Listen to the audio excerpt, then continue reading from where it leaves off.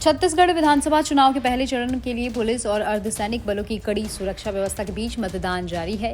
मंगलवार को 20 सीटों पर सुबह 9 बजे तक लगभग 10% मतदाताओं ने अपने मताधिकार का इस्तेमाल कर लिया। विधानसभा चुनाव के पहले चरण में पुलिस और छत्तीसगढ़ विधानसभा चुनाव बस्तर रेंज के आईजी सुंदरराज पी ने कहा, आज सुबह से मतदान प्रक्रिया शुरू हो गई है। इसके मद्देनजर सभी इलाकों में सुरक्षा व्यवस्था को लेकर पुख्ता इंतजाम किए गए हैं। सुरक्षित वातावरण में मतदान कराने के लिए पुख्ता व्यवस्था की गई है। सभी लोगों से अपील करते हैं कि मतदान करने जरूर आएं। सर, सुरक्षा इंतजाम क्या है, किस तरह की खबरें हैं पूरे संभाग भर से?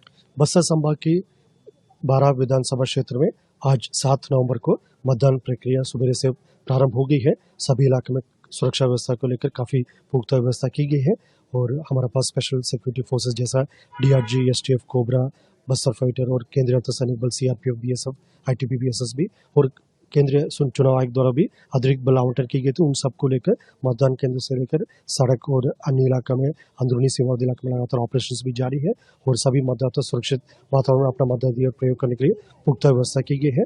और पुनः हम क्षेत्रवासी से अपील करना चाहते हैं, सब सुरक्षा व्यवस्था इंतजाम की गई, सुरक्षित तरीके से जाकर अपना मताधिकार को प्रयोग कर सकता है।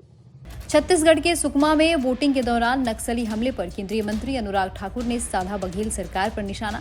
अनुराग ठाकुर ने कहा, बीजेपी कार्यकर्ताओं की हत्या हो जाती है, पीएम मोदी के दौरे के दिन नक्सलियों का हमला हो जाता है। बघेल की सरकार इतने साल क्या करती रही? चुनाव में मदद लेने के लिए कांग्रेस किसके साथ जुड़ी है, ये पता करना पड़ेगा। नक्सली हमले, बीजेपी कार्यकर्ताओं की हत्या ये बताते हैं कि कांग्रेस विदेशी ताकत का इस्तेमाल कर ओछी हरकत कर रही है। महादेव बेटिंग ऐप मामले पर केंद्रीय मंत्री अनुराग ठाकुर ने कहा, कौन सी ऐसी मजबूरी थी कि छत्तीसगढ़ की सरकार कार्रवाई नहीं कर सकती थी? केवल पैसे वसूलने के लिए कार्रवाई की। ये वसूली सरकार है, भूपे करो और महादेव ऐप चलाओ। 508 करोड़ रुपए भूपे किए और महादेव ऐप चलती रही और यह कांग्रेस का भ्रष्टाचार का सिस्टम है। बार बैन करने के लिए कहा गया, लेकिन बैन नहीं किया। केंद्र सरकार जीएसटी लेती रही। 48 घंटे के लिए ईडी कांग्रेस के हाथ में दे दीजिए, कांग्रेस कह रही है। फिर वो दिखाते हैं क्या होता है। कांग्रेस केवल अपने मुकदमे खत्म करेगी, ईडी हाथ में आएगी। ईडी स्वतंत्र जांच एजेंसी है और कल भी केंद्रीय मंत्री ने कहा था कि कब छत्तीसगढ़ की सरकार ने लिखा, एक भी कागज नहीं दे पाए। कौन सी ऐसी मजबूरी थी कि छत्तीसगढ़ की सरकार कार्रवाई नहीं कर सकती थी? कार्रवाई की, लेकिन केवल उगराही करने के लिए, पैसे वसूलने के लिए।